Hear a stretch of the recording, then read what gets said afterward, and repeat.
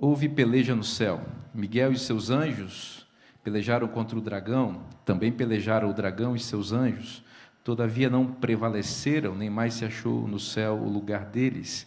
E foi expulso o grande dragão, a antiga serpente, que se chama Diabo e Satanás, o sedutor de todo mundo. Sim, foi atirado à terra, e com ele os seus anjos. Como eu disse a vocês, o dom de profecia é um tesouro precioso que Deus concedeu à igreja ao longo de toda a história, e não foi diferente no tempo do fim. No tempo do fim, a manifestação profética foi revelada por meio do ministério e da vida e da obra de Ellen White.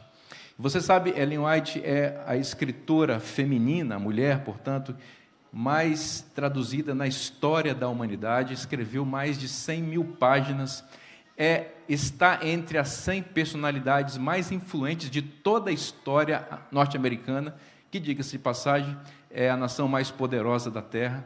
O legado dos escritos de Ellen White, de seu ministério, não podem ser mensurados nem descritos. A influência dela realmente é poderosa, e a Igreja Adventista do Sétimo Dia, em particular, foi grandemente iluminada com os conselhos e orientações de Ellen White em todas as áreas: saúde, família, finanças e uma série de outras questões que realmente são muito importantes e continuam atuais, e aqueles que seguem seus conselhos têm sido grandemente abençoados. No entanto, Ellen White também se destacou como teóloga. Embora não tenha tido formação acadêmica nessa área, ela não teve, digamos assim, uma carreira de estudos profundos, mas, em função da revelação divina, Ellen White, sem dúvida, tem uma contribuição teológica inegável para a teologia cristã, principalmente para nós. Embora nenhuma de nossas crenças, nós sabemos isso e destacamos, seja resultado do ponto de vista profético de Ellen White, toda a sua literatura, todas as suas 100 mil páginas estão encharcadas de uma sólida teologia bíblica. E aqueles que leem seus livros têm uma compreensão mais profunda, mais adequada daquilo que a palavra de Deus apresentou. Entre os temas teológicos de Ellen White, que a gente percebe como ênfase teológica dela, está, inegavelmente, o tema do grande conflito. O grande conflito, para além de ser o título de seu livro mais importante, seu best-seller, é o nome da doutrina ou da crença que permeia todas os seus escritos. Um outro tema muito importante e intimamente ligado a esse é o tema do amor de Deus. É curioso perceber, por exemplo, que na série Conflito, esta que inicia com Patriarcas e Profetas e termina com o livro Grande Conflito, são 5 livros: Patriarcas e Profetas, Profetas e Reis, O Desejado de Todas as Nações, Atos dos Apóstolos e o Grande Conflito, nós percebemos claramente a moldura do amor de Deus. Eu não sei se você já parou para pensar nisso ou já tem ouvido essa informação, mas para mim ela é muito significativa.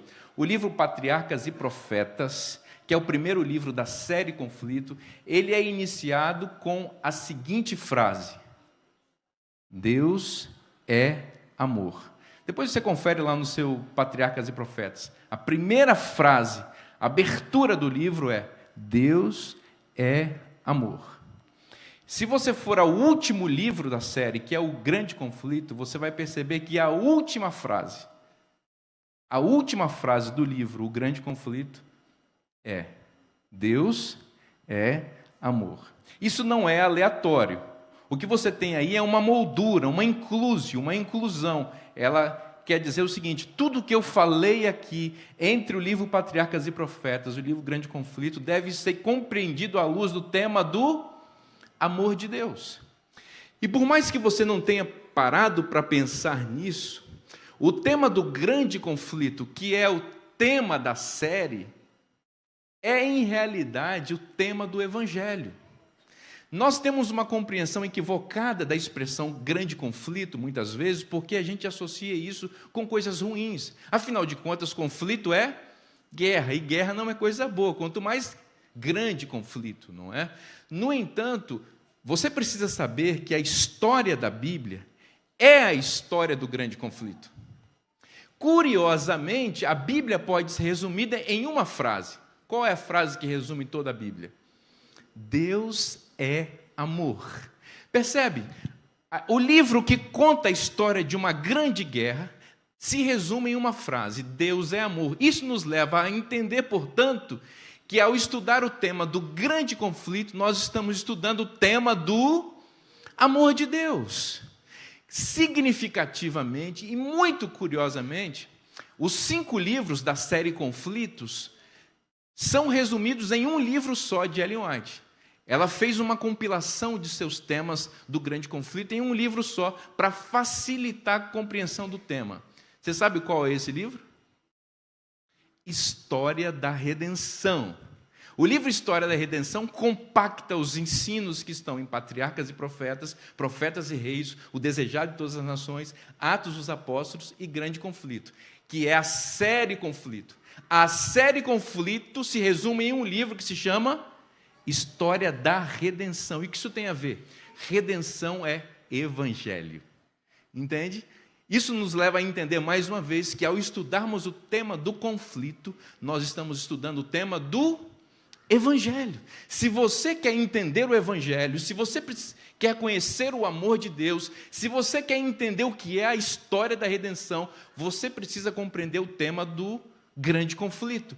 E é por isso que, entre outros motivos, eu considero Ellen White, de fato, uma pessoa que recebeu o dom de profecia, porque a compreensão de que a Bíblia apresenta o tema do grande conflito e que este é o tema central das Escrituras é uma compreensão teológica sofisticada e inovadora, sobretudo para o tempo dela, em que os teólogos versavam sobre outros temas, estudavam a Bíblia sobre outros prismas. E é muito significativo perceber que hoje, nos círculos acadêmicos teológicos de outras denominações, principalmente, os teólogos estão voltando sua atenção para o tema do conflito e percebendo que esta é a temática central das Escrituras. Então, o dom de profecia se manifesta também ao indicar e, sobretudo, para apontar a maneira correta de entender a Bíblia, e foi essa a principal contribuição do dom profético em Ellen White. Eu gostaria de, nessa manhã, passear com vocês pelo tema do grande conflito, que é o tema que, como eu já disse, se confunde com o tema do Evangelho e do amor de Deus. Quando eu estudo esse tema nas Escrituras, eu percebo que o grande conflito é uma história. E uma história bem contada, preste bem atenção aqui se você gosta de história, olha bem aqui para mim. Você que gosta de assistir um bom filme no Adventista, como que é? Set Play? Feliz Set Play? Lá pode. Se você gosta de assistir um bom filme, você vai perceber que os bons filmes, eles têm uma estrutura, eles têm uma arquitetura. E eu queria dizer para você que o grande conflito tem uma estrutura fixa. E que essa estrutura, toda vez que aparece na Bíblia, ela está nos indicando para o tema do conflito, que é o tema central das Escrituras. Então, preste bem atenção no meu PowerPoint aqui da minha mão. Olha só. Vai passar aqui as imagens, tá? A estrutura do grande conflito começa com o primeiro ponto, lei.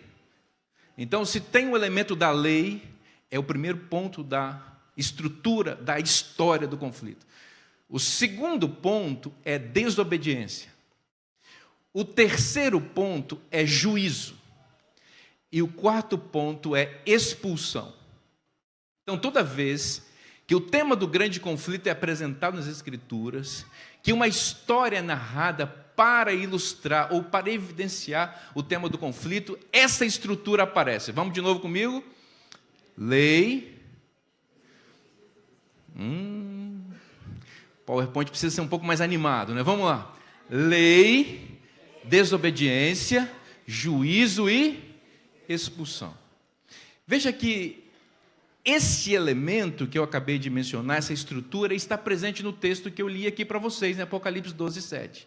Aqui em Apocalipse 12:7, nós temos a revelação do grande conflito na sua fase inicial, embrionária, lá no trono de Deus, quando ele começou lá no céu.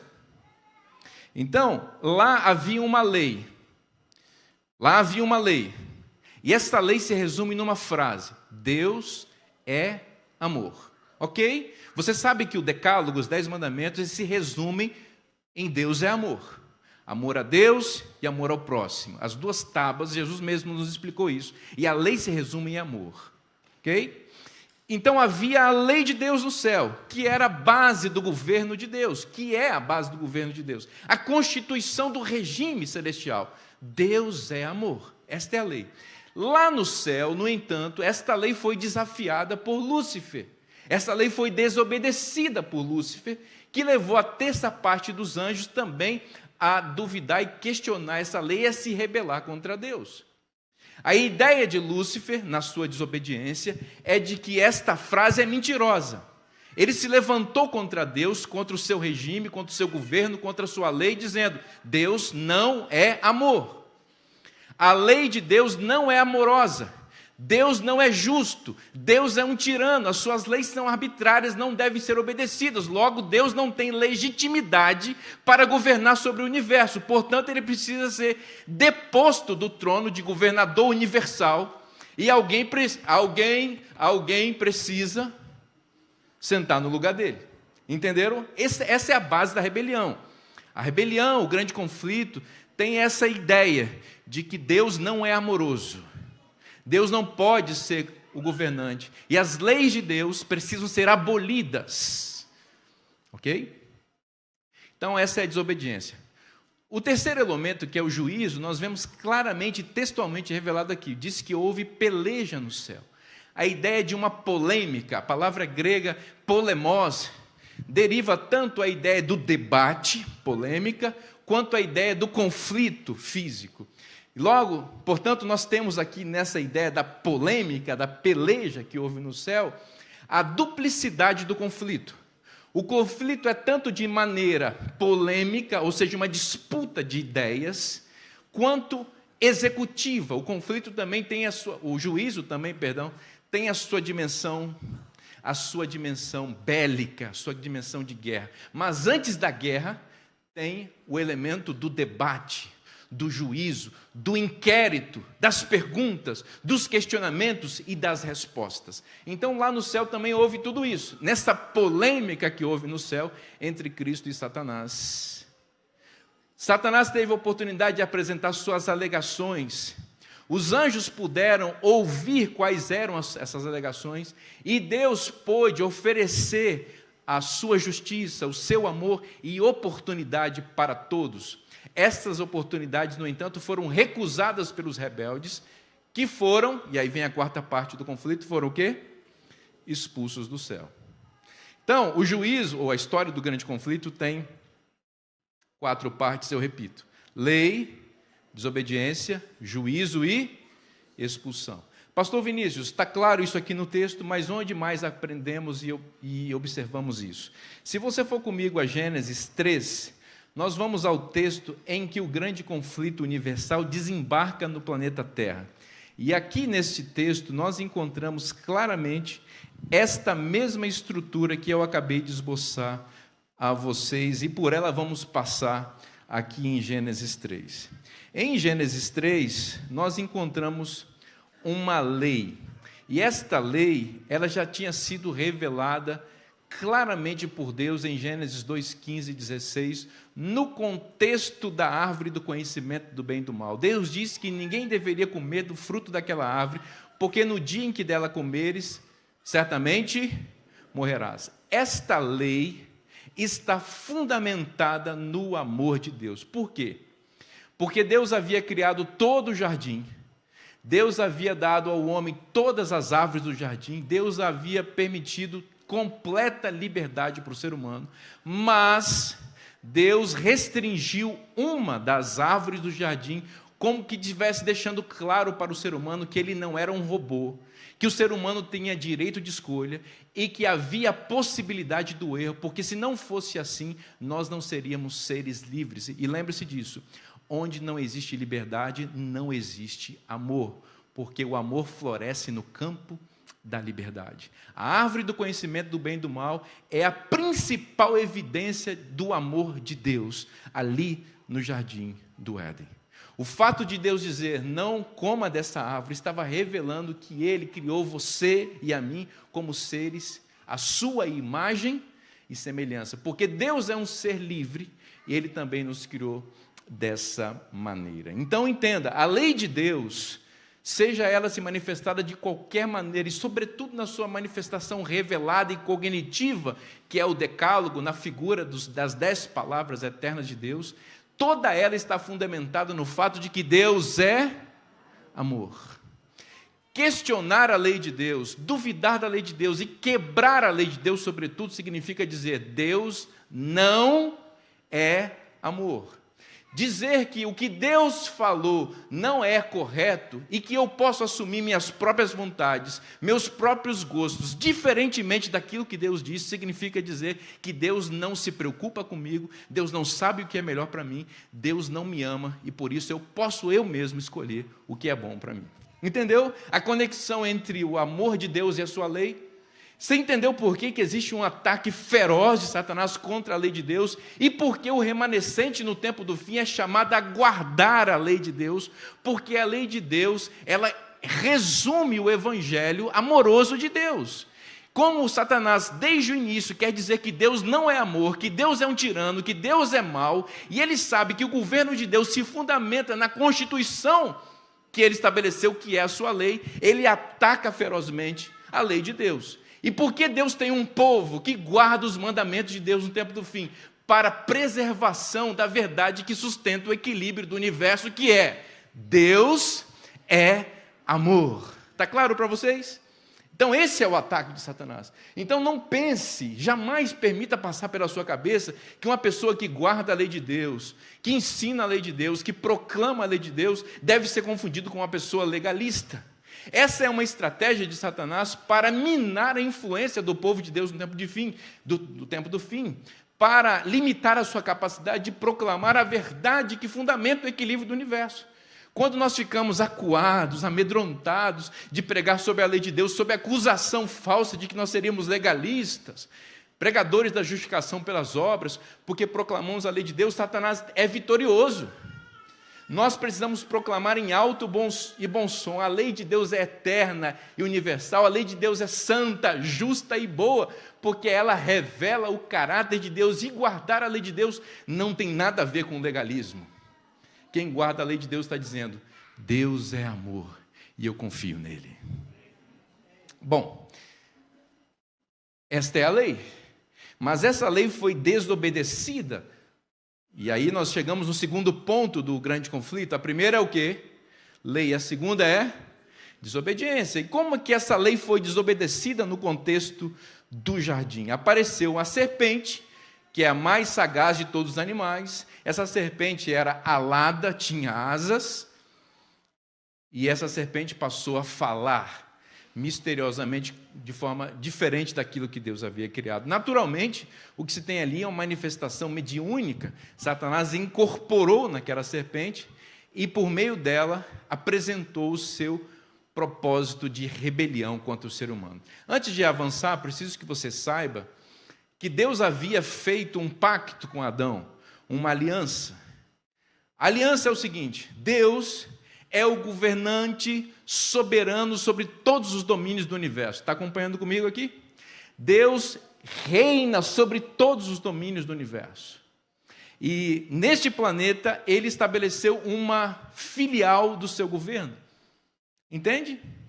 Aqui havia um rei vassalo, um reino vassalo, dependendo e conectado ao governo central de Deus. O império universal de Deus estava representado aqui no planeta Terra, e para governar esse planeta, Deus estabeleceu Adão, o rei desse mundo, o príncipe desse planeta, que gozaria de toda a autoridade para governar esse planeta. Inclusive os seres que estavam aqui, todos que foram criados, estavam subordinados a ele, porque Deus deu a ele a autoridade para governar esse planeta.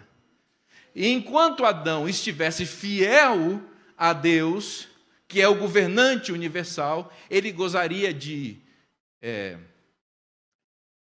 segurança e o seu domínio seria mantido aqui nesse planeta. Significativamente, Satanás usou um ser criado por Deus, uma serpente, para levar a humanidade à rebelião contra o governo universal de Deus.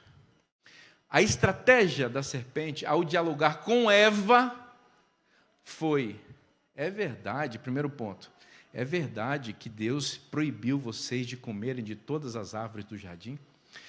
Perceba a estratégia de Satanás. O que ele quer fazer aqui é incutir na mente de Eva, até esse momento uma pessoa que não dominava todas as informações a respeito da aliança. Lembra que o pacto foi feito inicialmente com Adão, antes mesmo de Eva ter sido criada? Gênesis 2, 15 e 16 precede a criação de Eva. Quando Deus fez o pacto para não comer da árvore do conhecimento do bem e do mal, o que sugere que a informação de não comer daquele fruto, Eva recebeu posteriormente da boca do próprio Adão, não diretamente de Deus. Então Satanás abordou Eva ao dizer para ela: Deus disse para vocês não comerem de nada. O que está por trás dessa frase, dessa afirmação é o seguinte: Deus não ama você. Você não está percebendo? Como que pode estabelecer uma lei dessa? Um jardim como esse, um pomar extraordinário como esse aqui, vocês não podem comer de nada. Deus é injusto, Deus é mau. Essa é a grande ideia. E olhe bem aqui para mim, deixa eu falar o seu coração. Todas as vezes que Satanás vem tentar você, especialmente você que é jovem, que está começando a vida, ele vem com essa mesma ideia. Para com essa ideia de servir a Deus, de ser cristão. Deixa de ser careta, isso não vale a pena. Você não está percebendo que a vida é linda lá fora, que você tem muita coisa para viver, que você tem muitas aventuras para experimentar. Essa coisa de Deus e de religião vai restringir a sua capacidade de ser feliz. Deixa eu te falar uma coisa. Não ache que você está inventando a roda quando você tem essas ideias, porque essas ideias são as mais antigas do universo. Satanás as inventou e as tem compartilhado com todo o ser humano, de que Deus não quer a sua felicidade. Porém, veja que isso é uma grande mentira, e já era mentira lá atrás, porque Deus não havia dito que Adão e Eva não podiam comer de nada. Deus havia dito o contrário: vocês podem comer de tudo, exceto de uma coisa. E você sabe, já falei, essa restrição divina exatamente exemplificava e revelava, evidenciava o amor de Deus que se fundamenta na liberdade. Compreendeu? Compreendeu o que eu estou falando? Então, a primeira coisa que ele faz é: Deus não ama você, porque Ele não quer a sua alegria, não quer seu prazer, não quer a sua felicidade. Deixa eu dizer uma coisa: Deus foi quem criou o prazer, Deus foi quem criou a alegria. E se você quer experimentar prazer verdadeiro, em todos os sentidos que você possa imaginar dessa palavra, você pode experimentar plenamente em Deus. Se você seguir as orientações de Deus para a felicidade, para a alegria ou para o prazer, você vai experimentar uma forma extraordinária de prazer e alegria, que não deixa gosto amargo na boca, não promove nenhum tipo de culpa ou condenação depois que você pratica. Você está entendendo o que eu estou dizendo? Satanás está inventando formas alternativas de prazer, como se dissesse que Deus está limitando o seu corpo, as suas vontades, os seus desejos, para destruir você, para acabar com você, para eliminar você. Entenda isso. Deus é o inventor da alegria e do prazer, e por isso Ele deu a forma de como ele deve ser vivido. E se você conhece esse livro, se você se orienta por ele, você vai saber o que eu estou te dizendo. Bom, Eva questionou: não, Deus falou que a gente pode comer de tudo, exceto dessa árvore. Então ele vem com a segunda estratégia. A segunda estratégia é a de confrontação direta, de negação absoluta do que Deus disse. E aí ele diz o seguinte: você não vai morrer. Você não vai morrer. Pode confiar em mim e desconfiar plenamente de Deus. Ele está falando isso para ameaçar você. Você pode comer que você não vai morrer. Porque Deus sabe que no dia em que você comer, os seus olhos vão se abrir e você será como Deus, conhecedor do bem e do mal. E aqui, olha para mim, É a estratégia fatal de Satanás, em que ele aguça o sentimento mais ímpio que pode existir no coração do ser humano. A tentativa de ser melhor do que Deus. Esta é a raiz mais profunda do pecado. O orgulho é o pecado original mais embrionário, que está na base mais profunda da alma. Quando você é levado a acreditar que não existe ninguém superior a você. Quando você olha para cima e não enxerga ninguém. Olha para baixo e enxerga todo mundo, inclusive o próprio Deus. E olha para frente e só vê um espelho refletindo a sua própria imagem. Aí você encontrou o sentido primário do pecado. Entende? Pode comer. Eu estou te garantindo. Deus não quer, porque Ele sabe que se você comer, você vai ser melhor do que Ele. E aí, Ele aguçou a rebelião dentro do coração de Eva. O que nós estamos vendo aqui, meus queridos amigos, não é um pecado inocente, não é uma coisa simples. O que a humanidade está fazendo nesse momento, e todos nós estamos irmanados em Adão e Eva nesse momento, é o seguinte: nós não queremos mais o governo de Deus no planeta Terra. Ao comer da árvore do conhecimento do bem e do mal, o ser humano estava dizendo: Deus não é mais o soberano neste território aqui chamado terra. Nós estamos retirando a terra, nós que recebemos a escritura desse planeta, nós que recebemos o domínio desse planeta, estamos tirando esse domínio dos domínios de Deus. E aqui não existe mais reino de Deus. Aqui quem vai reinar é a serpente. Observe que Satanás está invertendo a lógica da estrutura da aliança, que se fundamenta em Deus, no ser humano e nas coisas criadas, incluindo os animais. Um animal que foi possuído por Satanás agora entra no domínio do planeta. O homem passa a ser o seu dominado. Curiosamente, nós encontramos aqui uma inversão da lógica do contexto de aliança. Em realidade, o grande dragão se tornou o príncipe deste mundo no momento em que Adão e Eva comeram do fruto do conhecimento, da árvore do fruto do conhecimento do bem e do mal. Bom, essa é a ideia da desobediência. Porém, eu disse a vocês que a história do juízo, ou do grande conflito, ele tem 4 partes. Já passamos por 2. Qual é a primeira mesmo? A lei, e a segunda? A desobediência. Vamos à terceira parte. A terceira parte é o juízo. O juízo na Bíblia, ele tem 2 naturezas. Eu já disse a vocês e vou repetir. O juízo, ele é, primeiramente, investigativo, e em segundo lugar, ele é executivo. Entenderam isso? Juízo é o quê? Investigativo e executivo. Aqui em Gênesis 3, nós temos as 2 nuances do juízo. A primeira parte investigativa e a segunda parte executiva. Eu vou passar por elas com vocês agora. A parte investigativa do juízo se caracteriza pela sua acepção, ou seu elemento, sua natureza de inquérito. É uma parte de investigação mesmo, que se fundamenta em perguntas. E, significativamente, a partir do verso 9, nós encontramos 4 perguntas que Deus faz ao ser humano aqui, que revelam a natureza de seu juízo investigativo. Você sabe, desde 22 de outubro de 1844 até momentos antes da volta de Jesus, o que está acontecendo no céu? Juízo investigativo. E essa ideia do juízo investigativo está no coração do grande conflito. Você sabe que Jesus só vai voltar executando a sua justiça depois de um período extenso de inquérito que se fundamenta no juízo investigativo. Esta é uma verdade que aparece em toda a Bíblia e nós já vemos logo no início aqui, na queda do ser humano. E o juízo investigativo aqui em Gênesis 3, como eu disse, tem 4 perguntas e a primeira aparece no verso 9. Eu vou passar por essas perguntas aqui, por quê?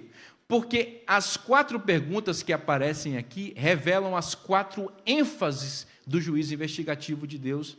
E se você deseja entender o que Jesus está fazendo no santuário celestial agora em seu juízo investigativo, dê uma olhada nessas 4 perguntas aqui, porque elas vão revelar o que Jesus está fazendo lá também nesse momento. O verso 9 apresenta a primeira pergunta. E chamou o Senhor Deus ao homem e lhe perguntou: Onde estás? Aqui você entende a primeira ênfase do juízo investigativo por meio dessa pergunta muito significativa. Onde estás? É uma pergunta que envolve relacionamento. Onde estás é a pergunta da aliança, é a pergunta do pacto. Essa pergunta vai aparecer em muitas ocorrências na Bíblia. Se você, por exemplo, virar a página da sua Bíblia e for a Gênesis 4, você vai perceber que Deus perguntou a mesma coisa a Caim. Com uma ligeira nuance, uma ligeira diferença, ele perguntou a Caim: onde está Abel, teu irmão? A pergunta, onde estás, aqui, que Deus faz ao ser humano, é a pergunta que Deus faz para o seu representante. É como se ele dissesse: eu sou o governador suzerano de todo o universo, e eu coloquei aqui um rei vassalo, um príncipe para governar esse planeta. E eu venho aqui, de tempos em tempos, para conversar com ele, para ele me dizer como que está o governo dele aqui, para ele me pedir alguma coisa, para a gente manter a nossa aliança, para que eu possa dar a ele aquilo que eu prometi. Eu disse que eu daria para ele segurança, que eu daria autoridade, que eu daria poder, que eu daria vida, sob a condição da obediência dele neste pacto. Então eu venho recorrentemente conversar com ele para ver como é que ele está. Então, quando Deus aparece no planeta Terra e pergunta ao homem: onde estás? Ele está perguntando: onde está o meu amigo? Onde está o meu filho que eu gerei para governar nesse mundo aqui, sendo o meu representante? E aí você conhece, portanto, a primeira ênfase do juízo investigativo. Por que Jesus está no santuário celestial agora, fazendo juízo? Porque ele está perguntando: onde você está? A primeira ênfase do juízo investigativo é a ênfase relacional, pactual, do relacionamento entre nós e Deus. Deus se preocupa com você. E esta ênfase revela claramente o amor de Deus. Percebeu? Enquanto Satanás está dizendo que Deus não ama você, o grande conflito, essa grande história está aí revelando que Deus ama você. E o juízo investigativo, que está no coração da estrutura narrativa do grande conflito, tem a pergunta relacional, a pergunta do amor: onde você está, meu filho? Onde você se meteu? Eu estou em busca de você. A história do Evangelho é a história de Deus buscando o ser humano, de Deus correndo atrás do ser humano, de Deus incansavelmente buscando seus filhos, suas filhas, porque Deus ama seus filhos. Olha bem aqui para mim, Deus ama você. E Ele veio aqui na pessoa do Espírito Santo nessa manhã perguntar: onde você está?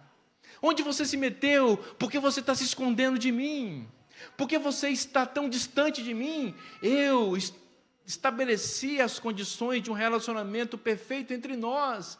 Por favor, eu tenho saudade de você. Onde você está? Primeira ênfase do juízo investigativo. A segunda ênfase, antes de entrar nela, vamos ver a resposta de Adão. Adão diz no verso 10: ouvi a tua voz no jardim, e porque estava nu, tive medo e me escondi. A Bíblia diz, em João, em uma de suas epístolas, que o verdadeiro amor lança fora o medo. Então, se Adão tem medo, é porque está faltando o quê? Amor. E por que está faltando amor? Porque houve quebra da lei de Deus, que se fundamenta em que conceito? Qual o conceito que fundamenta a lei de Deus? Deus é amor. O que é o medo? O que é o medo? O medo é a ausência da lei de Deus. Quando você está seguro sobre a moldura da lei de Deus, você não tem medo. Você não foi criado para temer. Você não foi criado para ter medo de Deus. Deus criou você para se relacionar com Ele, mas a quebra da lei de Deus promove medo de você e afasta você de Deus. O Evangelho é Deus quebrando as barreiras e os muros que o pecado construiu para separar você de Deus, e o propósito de Deus é unir-se de novo a você. Deus é amor, mas quando temos medo em função da quebra da lei de Deus, nós fugimos dele. E aqui nós encontramos a segunda pergunta do juízo. O verso 11. Perguntou-lhe Deus: quem te fez saber que estavas nu? Quem te fez saber que estavas nu? esta ênfase é muito importante, revelada nessa pergunta. Veja que é uma pergunta pessoal. Começa com um pronome, quem? Quem te fez saber que estavas nu? Por que Deus fez essa pergunta? E por que Deus faz essa pergunta no contexto do juízo investigativo? E esta pergunta é muito importante para a gente entender o que Jesus está fazendo lá agora. Quem te fez saber que estavas nu? Qual é a resposta para essa pergunta? Quem foi o ser responsável por ocasionar vergonha, medo e nudez no ser humano? Quem? Satanás, a serpente, o dragão, a antiga serpente. Portanto, essa pergunta revela uma ênfase central do juízo investigativo. O juízo investigativo se estabelece para Deus desmascarar o nosso verdadeiro inimigo que se disfarça. Entende?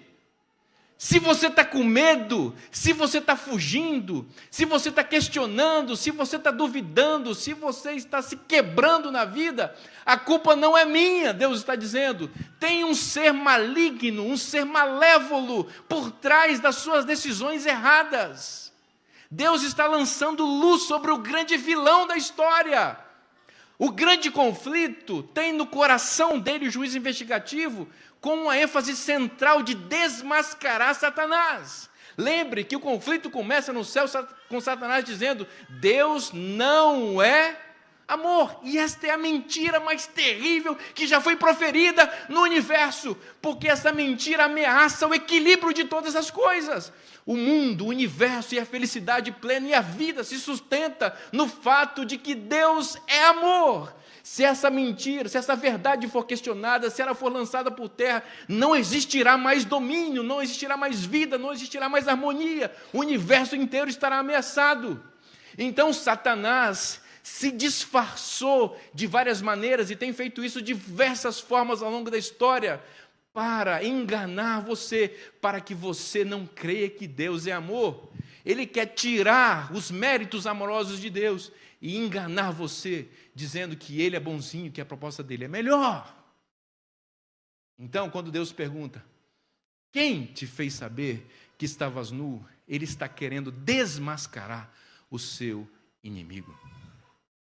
É significativo isso, porque se você for, por exemplo, ao livro de Daniel, no capítulo 7, você vai perceber uma sequência de impérios que estão representados por bestas terríveis, leão, urso, leopardo, animal terrível, espantoso, chifre pequeno.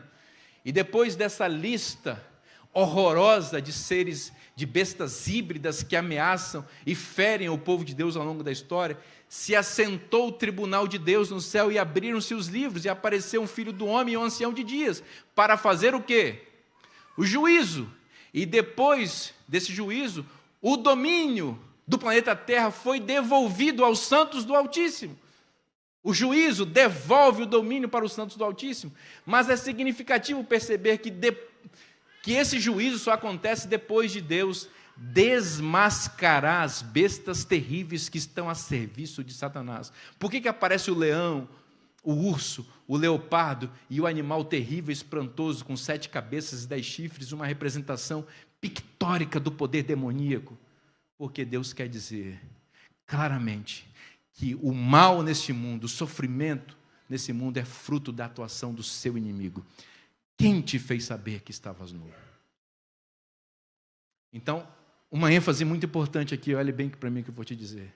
Nunca questione o amor de Deus.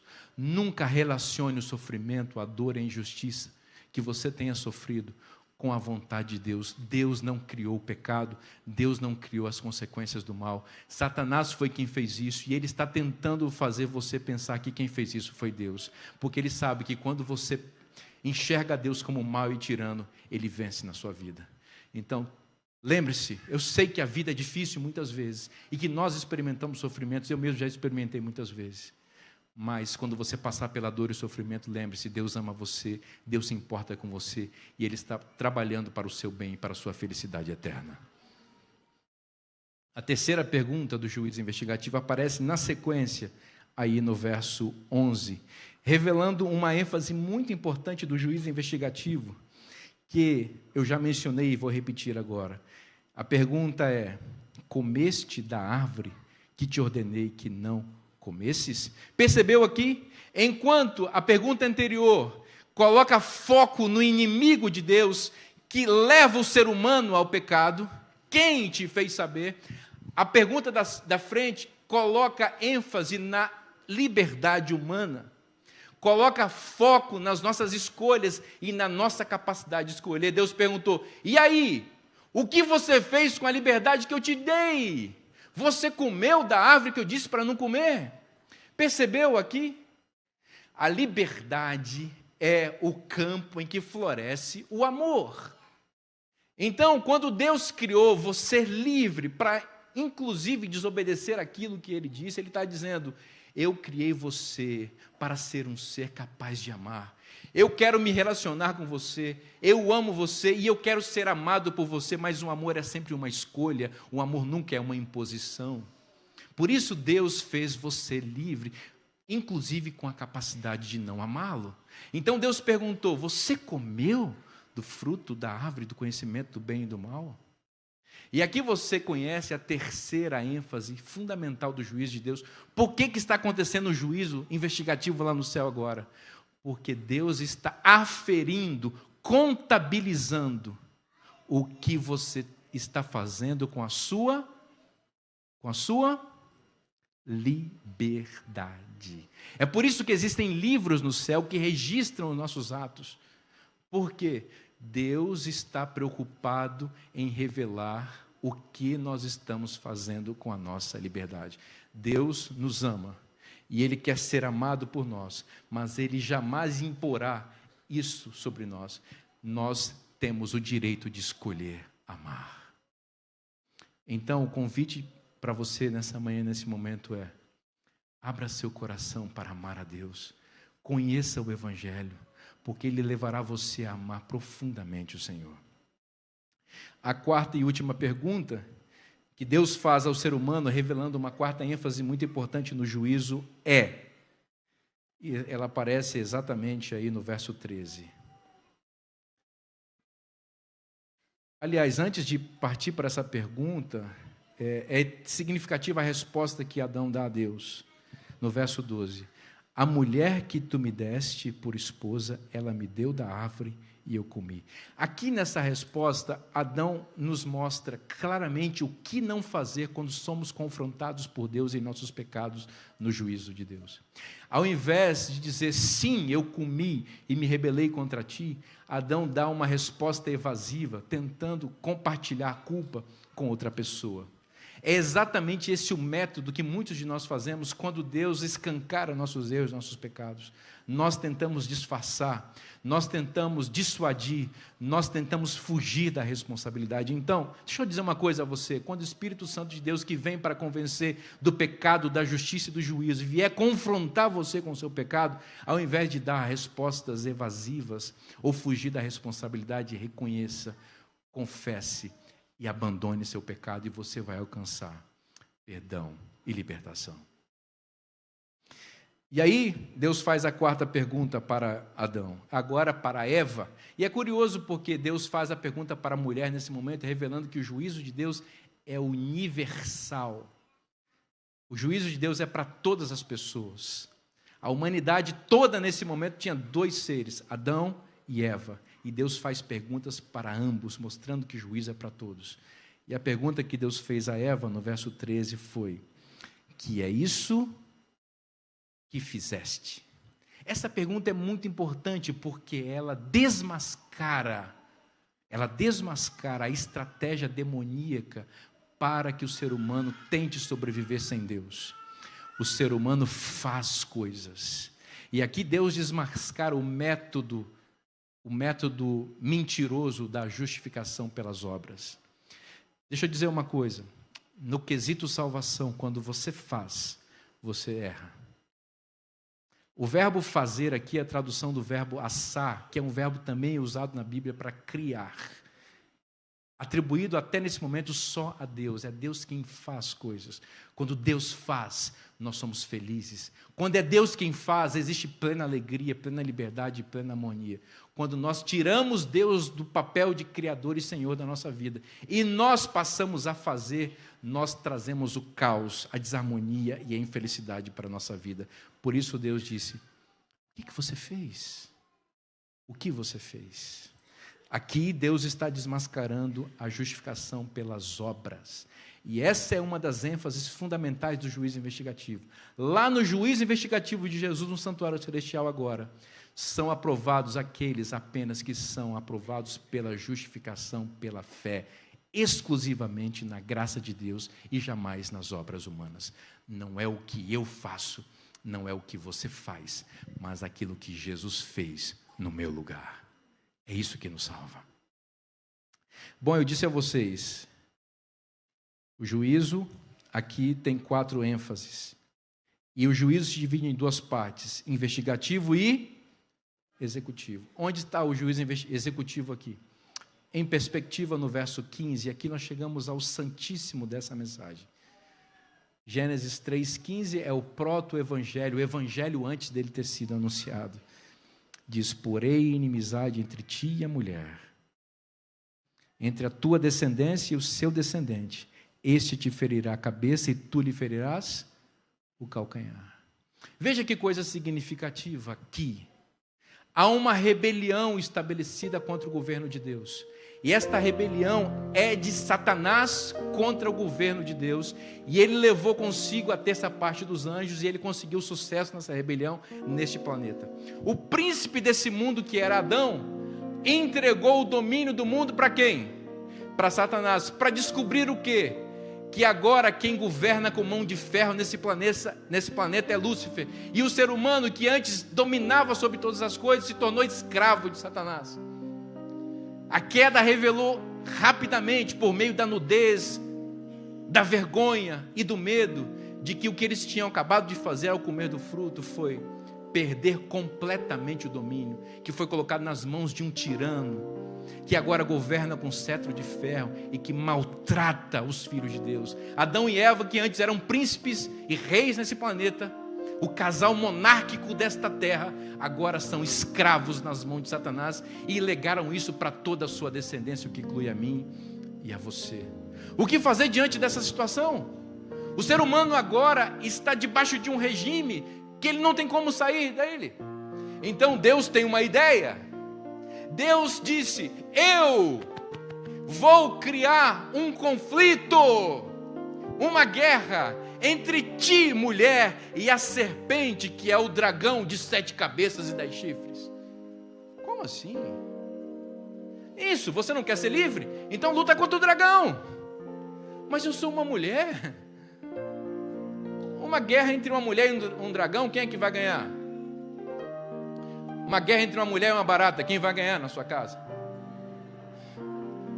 Você está percebendo que não tem lógica essa guerra? Uma mulher lutar contra um dragão. Quem é que vai ganhar essa guerra? Um dragão terrível com 7 cabeças e 10 chifres. Um monstro horrível. Isso é a antiga serpente. E tem uma mulher indefesa. Quem vai ganhar essa guerra?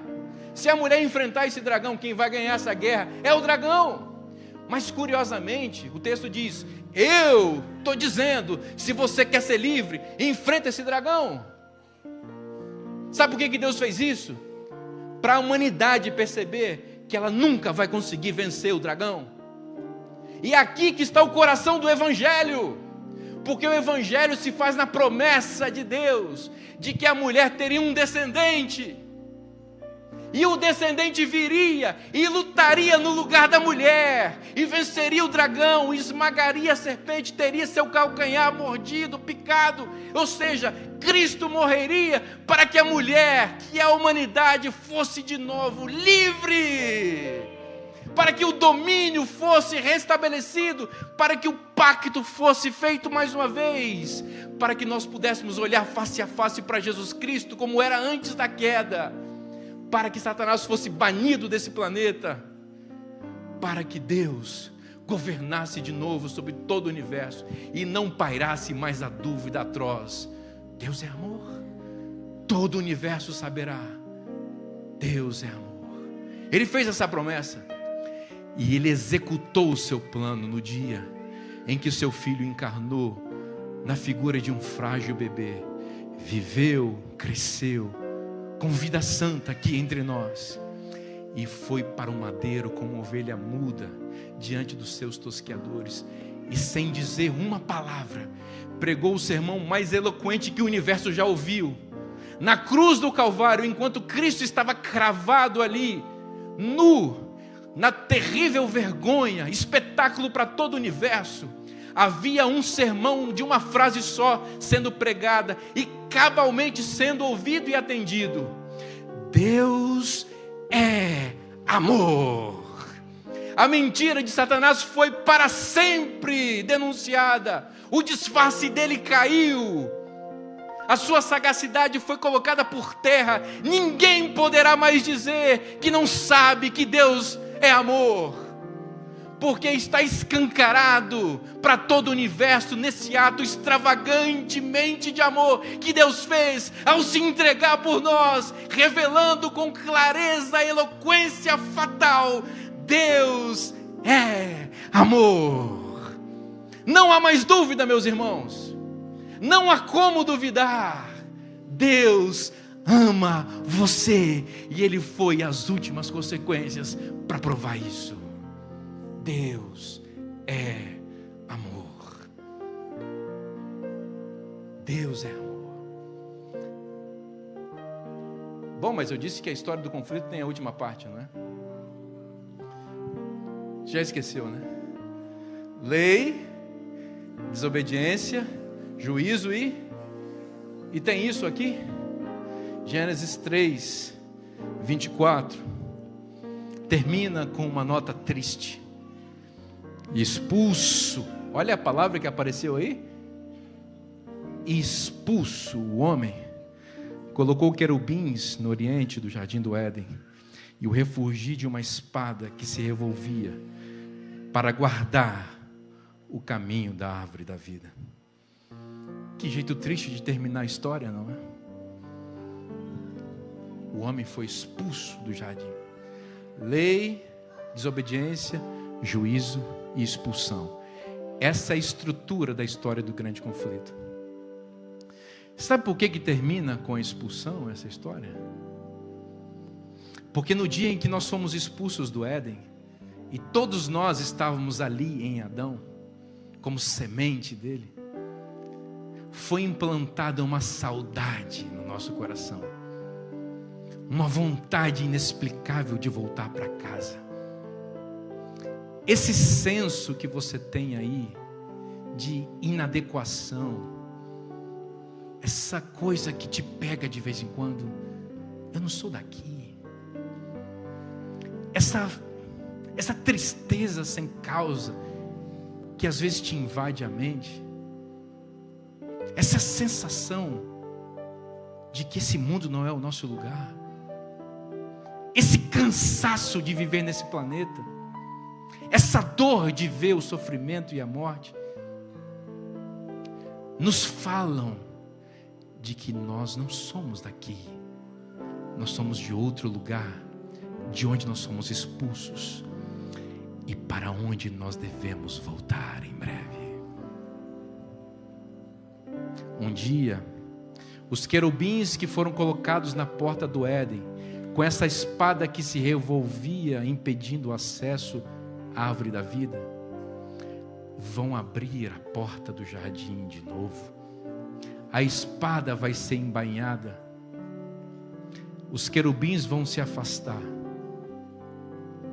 e da porta do Éden, que foi plantado na Nova Jerusalém, ouviu o que eu disse? Antes do dilúvio, o Éden foi retirado da terra e foi plantado na Nova Jerusalém.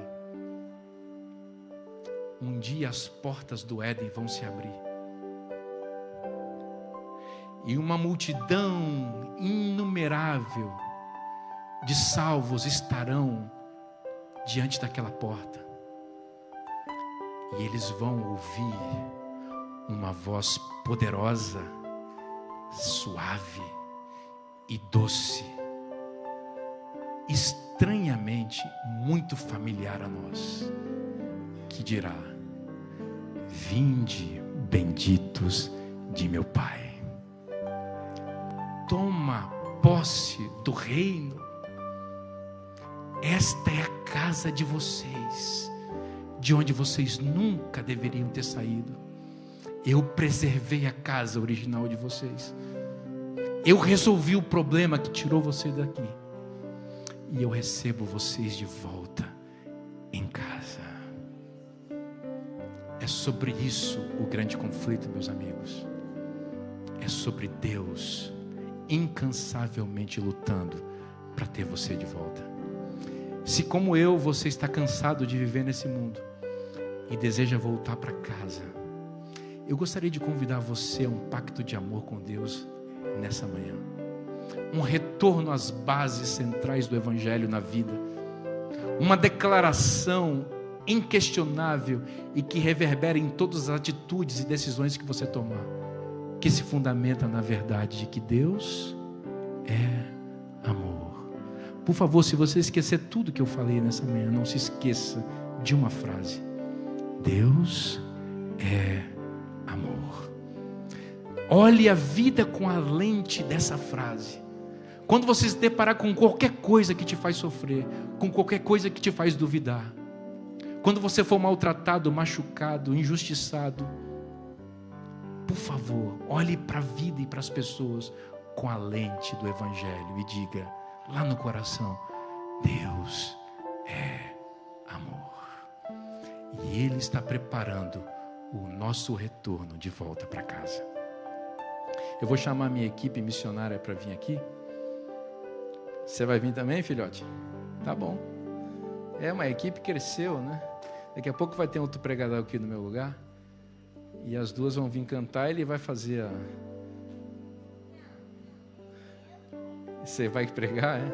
Se o tio abaixar seu microfone, eu te dou. Tá bom?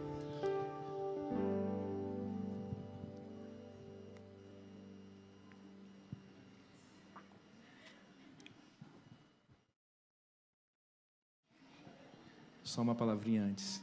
Se você deseja voltar para casa e está com saudade de casa, eu sei que a gente está aqui na igreja. Fala assim, filho. Vem aqui na frente. Vem aqui na frente. Isso. Jesus está chamando você para dizer: eu amo você e eu quero você de volta para casa. Faça isso se você entende que o Espírito te convida à renovação de uma aliança com Deus.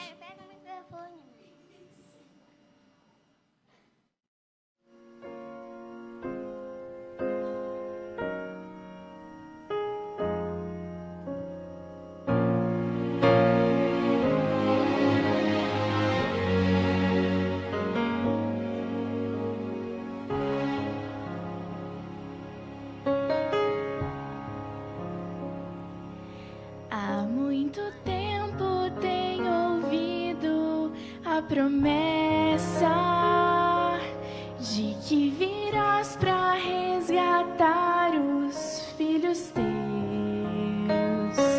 Nem sempre é fácil, mesmo assim eu tenho crido que o mundo vai passar eterno, só é Deus. Eu posso ver ao meu redor que o mal insiste em tomar meu coração, mas tua mão me faz melhor pra merecer o instante em que direi então: Senhor Jesus,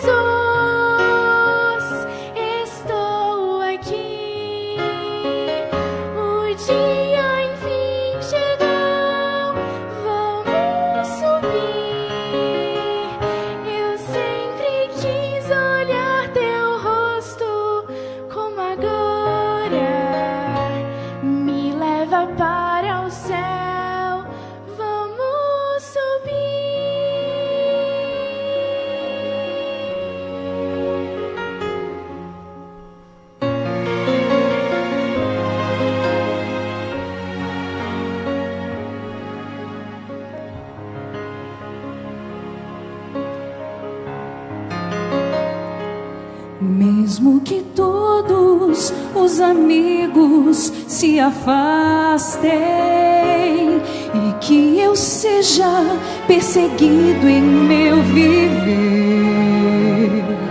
tua presença em minha vida é o que importa, com a certeza de que não vou perecer. Eu posso ver ao meu redor que o mal insiste em tomar meu coração, mas tua mão me faz melhor para merecer o instante em que direi então: Senhor Jesus, estou aqui. O dia enfim chegou, vamos subir. Eu sempre quis olhar teu rosto como agora. Me leva para o céu, vamos subir. Já posso ver o lar que me espera. Já posso contemplar o seu olhar.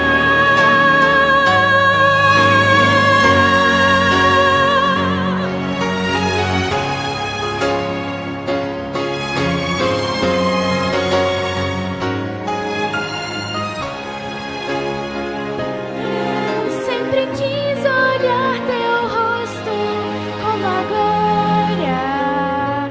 Me leva para o céu, vamos subir. Senhor Jesus, estou aqui. O dia enfim chegou, vamos subir.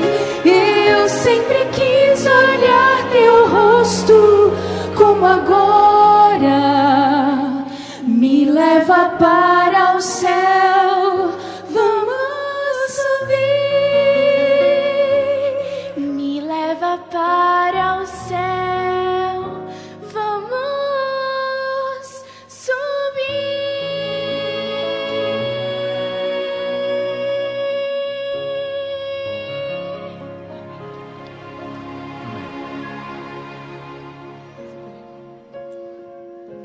É assim que a gente quer subir. A gente não quer subir sozinho, a gente quer subir com a nossa família. Porque uma família saiu do Éden, um casal saiu do Éden, e um dia uma família vai voltar para o Éden. Está chegando, gente. Falta pouco. Não é tempo de a gente desistir. Não é tempo de olhar para trás. Não é tempo de duvidar. É tempo de afirmar com certeza inequívoca: Deus é amor. Ele me ama. E Ele em breve vai enviar seu Filho para nos levar de volta para casa. Vamos orar. Senhor, nosso Deus e nosso Pai, obrigado pela verdade infinita, claramente, inquestionavelmente revelada do Teu amor. Senhor, nos ajude a descansar nessa verdade e a confiar em Ti e a obedecer os Seus mandamentos e a viver a nossa vida esperando o dia em que ninguém mais no universo inteiro questionará a coisa mais linda que existe, que é o Teu amor. Enquanto esse dia não chega, Senhor, nos ajude a proclamar essa mensagem aos outros, a viver essa mensagem de tal maneira que as pessoas enxerguem o Teu amor em nossa vida. Por favor, nos prepara com o encontro contigo. Leva-nos para casa de volta. Estamos com saudade de Ti e do nosso lar. É o nosso pedido nessa manhã. Em nome de Jesus. Amém, Senhor.